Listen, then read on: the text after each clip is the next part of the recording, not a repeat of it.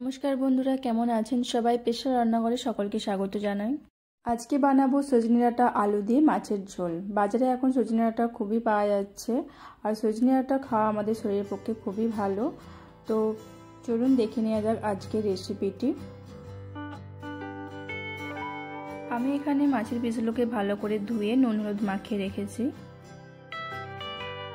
এখানে আমি নিয়েছি পেঁয়াজ কোচানো, আলু লম্বা লম্বা করে কেটে নিয়েছি, টমেটো আর সজনে ডাঁটা। এরপর আমি কড়াইয়ের মধ্যে তেল দিয়ে তেলটাকে ভালো করে আমি গরম করে নিয়েছি।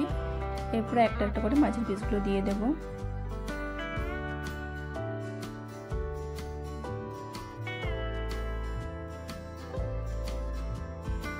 উল্টে পাল্টে মাছটাকে ভেজে নিতে হবে। মাছের এক পিস ভাজা হয়ে গেছে, আমি উল্টে নিয়েছি।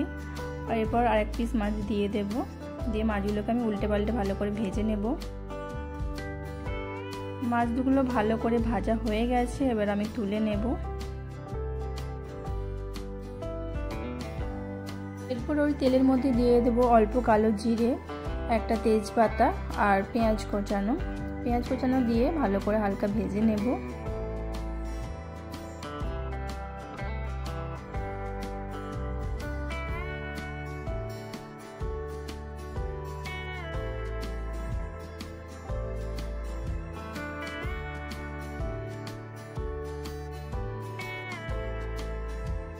পেঁয়াজটা খুব বেশি ভাজবো না, একটু নরম করে নেব।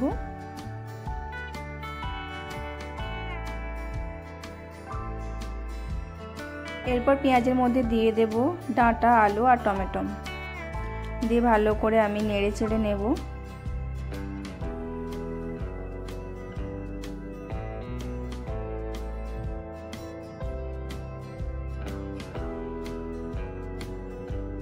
কিছুক্ষণ এটাকে নেড়ে চেড়ে নিতে হবে যতক্ষণ না সবজির কাঁচা গন্ধটা চলে যাচ্ছে।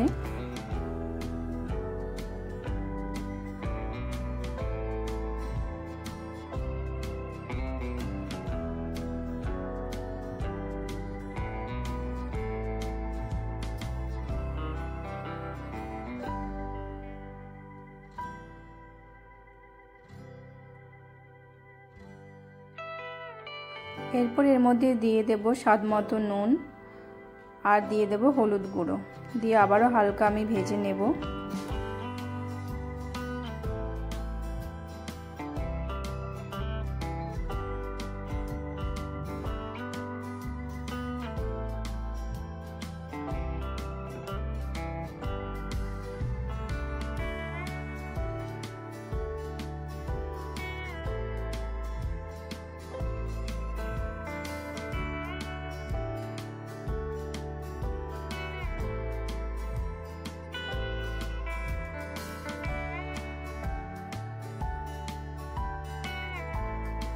এরপর আমি এর মধ্যে দিয়ে দেবো কাশ্মীরি লঙ্কা গুঁড়ো, ধনে গুঁড়ো, জিরে গুঁড়ো আর লাল লঙ্কা গুঁড়ো, দিয়ে আবার হালকা একটু ভেজে নেব।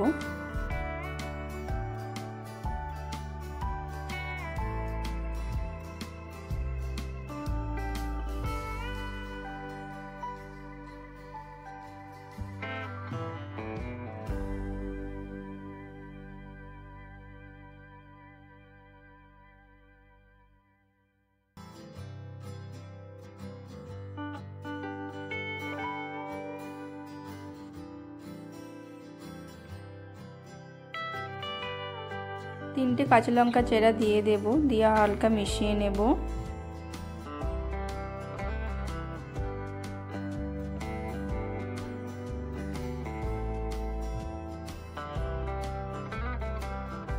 এরপর এর মধ্যে দিয়ে দেব পরিমাণ মতন জলটা দিয়ে আবার সবকিছু একসাথে ভালো করে মিশিয়ে নেব।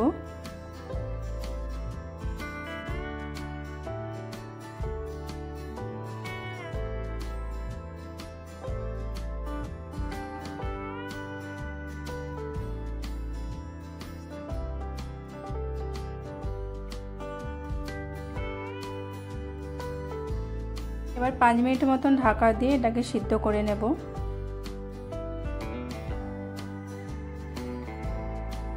ঢাকনা খুলে নিয়েছি, ঝোল ফুটে গেছে। এরপর দিয়ে দেব মাছের পিসগুলো।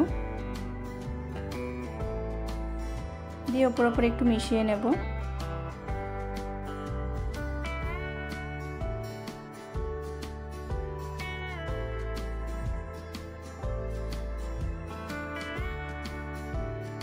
আলু ডাঁটা একদম সেদ্ধ হয়ে গেছে। মাছটা দেওয়ার জন্য আমি আরও 1 মিনিট ঢাকা দিয়ে রান্না করে নেব।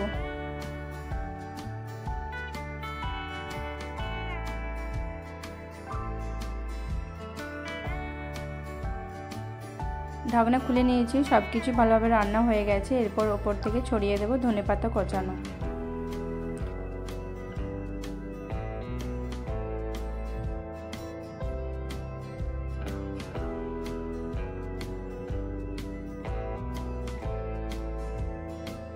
হালকা একটু ফুটিয়ে নিলেই তৈরি ডাঁটা দিয়ে মাছের ঝোল।